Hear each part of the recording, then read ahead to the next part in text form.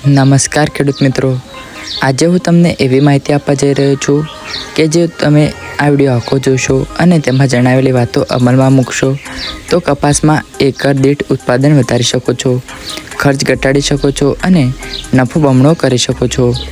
ઘણા ખેડૂત મિત્રો કહે છે કે દવા પણ નાખી, ખાતર પણ નાખ્યું, છતાં ઉત્પાદન કેમ ઓછું આવે છે?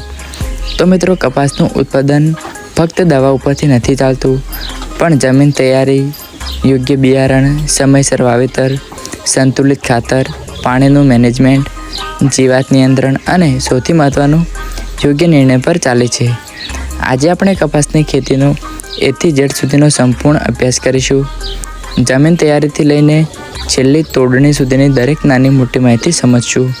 તો વિડીયો અંત સુધી જરૂર જોતા રહેજો, કારણ કે અંતમાં હું તમને એવા 5 સિક્રેટ ફોર્મ્યુલા પણ આપીશ જે ઘણા પ્રોગ્રેસિવ ખેડૂત એટલે કે મોટા ખેડૂતો અપનાવીને રેકોર્ડ ઉત્પાદક થઈ ગયા છે. તો ચાલો શરૂ કરીએ. સૌથી પહેલાં વાત કરીએ કપાસનું મહત્ત્વ. મિત્રો, કપાસને સફેદ સોનું કહેવાય છે. ગુજરાત ભારતનું સૌથી મોટું કપાસ ઉત્પાદક રાજ્ય છે.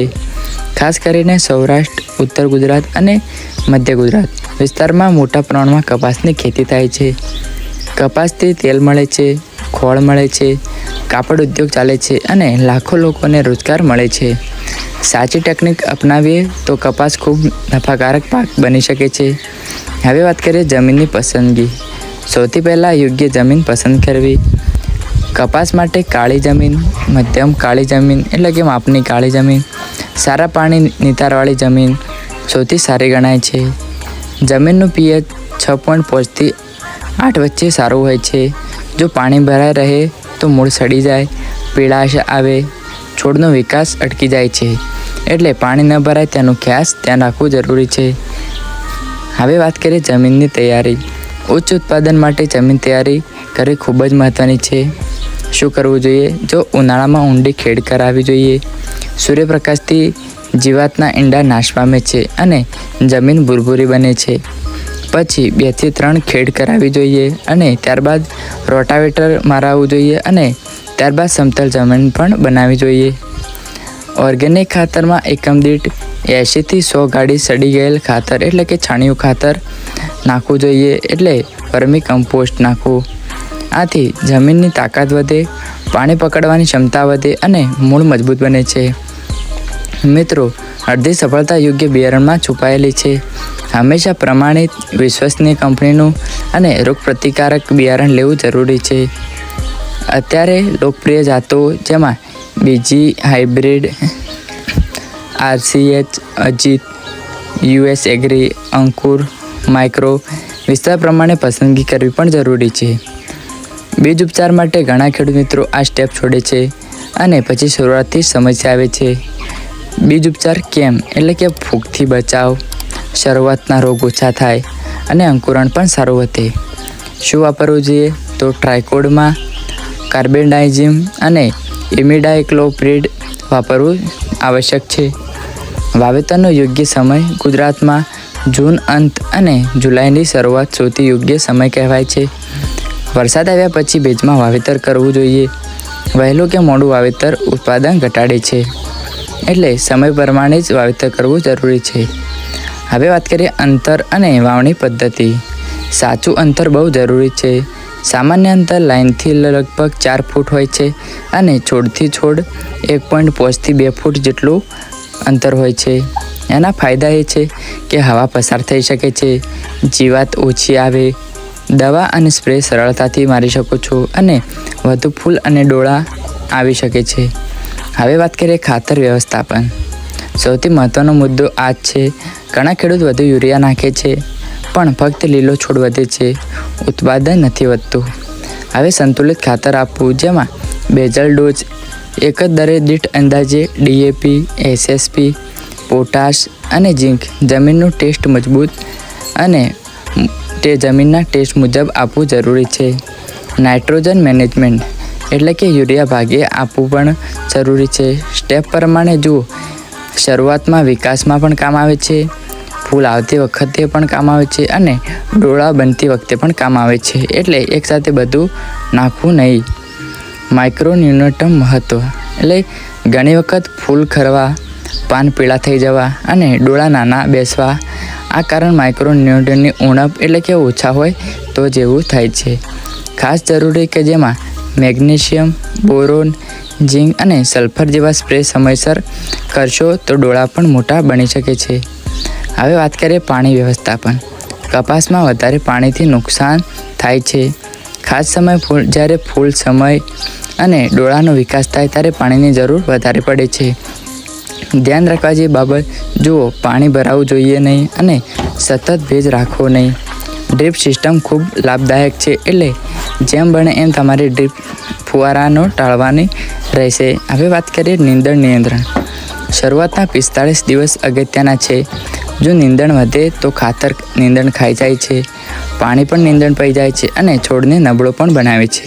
તેનો ઉપાય એક જ 3 છે, જેમાં નિંદામણ, કલ્ટિવેટર મરાવવું અથવા મલ્ચિંગ કરાવવું. મુખ્ય જીવાતોમાં સૌથી મહત્ત્વનો મુદ્દો એટલે કે જીવાત 1. ગુલાબી ઈયળ સૌથી ખતરનાક હોય છે. એના લક્ષણ ડોળાના અંદર નુકસાન કરે છે અને કપાસ ખરાબ કરે છે. તેનાથી બચાવ છે ફેરોમોન ટ્રેપ અને સમયસર દવા કરવી અને પાકના અવશેષને નાશ કરવા એટલે કે જૂના પાકના અવશેષોનો નાશ કરવો. 2. સફેદ માખી જે રસ ચૂસે છે અને વાયરસ ફેલાવે છે. તેનું નિયંત્રણ કરવા માટે પીળા ટ્રેપ, યોગ્ય દવા અને વધારે નાઇટ્રોજન ટાળવું જરૂરી છે. 3. થિક્સ અને જાસીડ જે પાનને વળાવે છે અને વિકાસ અટકાવે છે. સમયસર સ્પ્રે જરૂરી છે. હવે વાત કરીએ રોગ નિયંત્રણ કેવી રીતે કરવું. જેમાં મૂળ સડો એટલે કે પાણી ભરાવાથી મૂળ સડી જાય છે અને પાનના રોગ એટલે કે અલ્ટરનેરિયા અને બેક્ટેરિયાની બ્લાઇટ થાય છે. એનો ઉપાય છે બીજ ઉપચાર અને પાક ફેરબદલી કરવો જરૂરી છે અને યોગ્ય દવા છાંટવી પણ જરૂરી છે. હવે વાત કરીએ ગ્રોથ પ્રોમોટ ઉપયોગ. યોગ્ય સમય હ્યુમિક એસિડ, સીવીડ અને એમિનો એસિડનો ઉપયોગ થાય છે.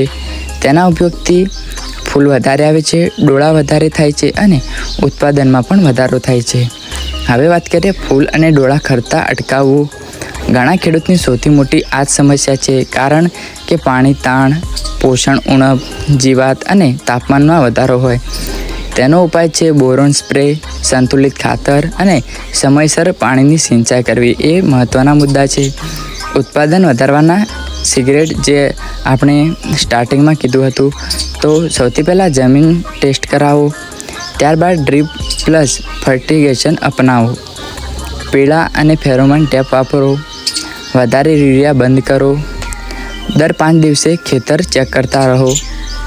ખર્ચ ઘટાડવાના ઉપાય જુઓ, ઓર્ગેનિક ખાતર વાપરો, મિશ્ર ખેતી કરો, સમયસર સ્પ્રે મારતા રહો, ડ્રીપ સિંચાઈ અપનાવો, યોગ્ય દવા પસંદગી તમારી રીતે કરો અને તોડણીની વ્યવસ્થાપન. જ્યારે ડોળા સંપૂર્ણપણે ખીલે, કપાસ સૂકો હોય ત્યારે તોડણી કરવી જરૂરી છે.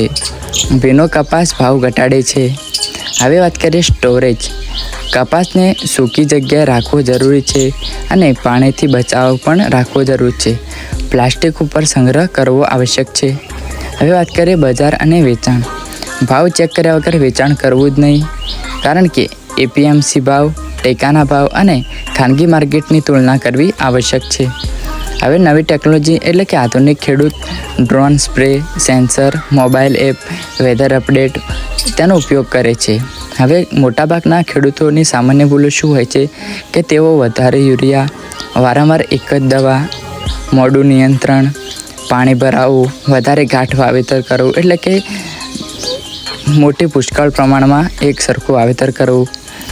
સફળ ખેડૂતનું ઉદાહરણ લઈએ તો ઘણા ખેડૂતોએ ડ્રીપ અપનાવી છે અને સંતુલિત ખાતર પણ એટલે કે છાણિયું ખાતર પણ અપનાવ્યું છે અને નિયમિત દેખરેખ પણ કપાસની રાખી છે અને એક દીઠ ખૂબ સારું ઉત્પાદન મેળવ્યું પણ છે.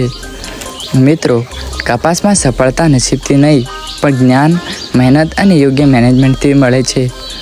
જો તમે યોગ્ય બિયારણ, સંતુલિત ખાતર, જીવાત નિયંત્રણ, પાણી મેનેજમેન્ટ, સમયસર નિર્ણય લેશો તો ચોક્કસ બમ્પર ઉત્પાદન મેળવી શકશો. મિત્રો, આશા છે કે આજે કપાસની ખેતી વિશે તમને સંપૂર્ણ માહિતી મળી ગઈ હશે. જો વિડીયો ગમ્યો હોય તો લાઈક કરો, બીજા ખેડૂત મિત્રો સુધી શેર કરો અને ચેનલ સબસ્ક્રાઈબ જરૂરથી કરજો, કારણ કે આવી જ ખેતીની ઉપયોગી અને કમાણી વધારતી માહિતી અમે સતત લઈને આવતા રહીએ છીએ. હું ફરી મળીશ એક નવી માહિતી સાથે. ત્યાં સુધી જય જવાન જય કિસાન.